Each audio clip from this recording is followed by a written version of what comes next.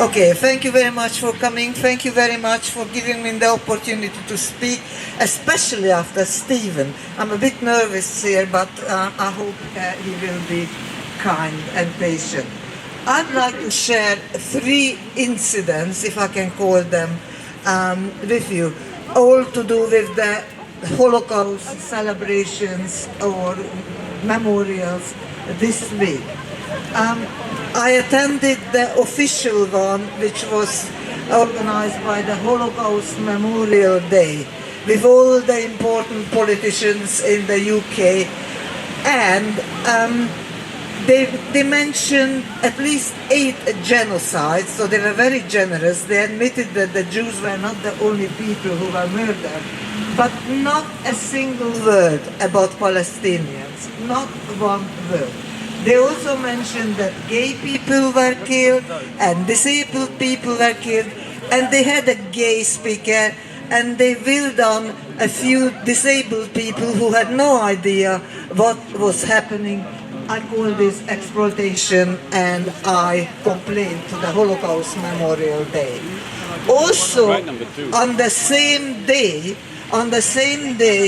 a 95-year-old lady called Mila was addressing the cabinet, Starmer and his whole cabinet. She had a very, very, very long speech, probably written for her, and she is a Holocaust survivor. But what was very painful for me, that she addressed our Prime Minister saying, "Please, Prime Minister, do something about this growing anti-Semitism. I never thought that it will come back.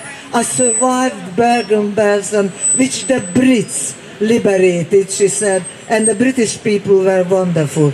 Can I just mention, you all know, but the reason why the Holocaust Memorial Day is on 27th of January is because that was the day when the Russian army liberated Auschwitz.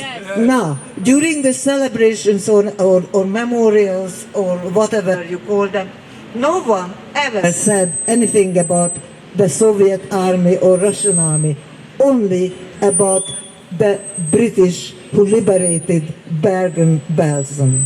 Now, the third thing I would like to mention, which is rather outraging, also on the same day, there was a Holocaust memorial event in Harlow. And there was a disabled group, a theater company consisting partly of disabled people, and they do perform for disabled people. Now, they put on some show trying to oppose all genocides, and they did mention 8 or 9, but one brave young man, or perhaps he's not young, I don't know, called Joshua Gold. He also mentioned that, hey ho, there is a genocide in Palestine as well. Immediately, a rabbi in Harlow said that, oh, that's just a matter of opinion. This is not a fact. The next step was that Harlow Council no longer is going to give any room and funding to this company called Raised Roof, and a Labour MP in Harlow, I think Chris Windsor or something like that, resigned his trusteeship from this theatre company because he was outraged that Palestine was mentioned during a Holocaust event. So I'm outraged. I'm outraged that the Holocaust is being misused. I'm outraged that the 95-year-old lady Mila was misused so that we can have more very strong climb down on anybody who is supporting Palestine. Well, I am supporting Palestine. Yeah!